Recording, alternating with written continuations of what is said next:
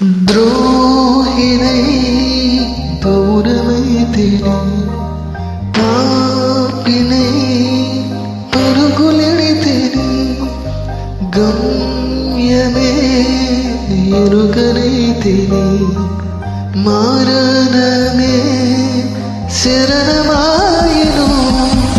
ఎంతో ప్రేమించితివి, నా స్థానమును నిలిచితివి, కృపతో నన్ను రక్షించితివి, నాతో శిక్ష భరించితివి.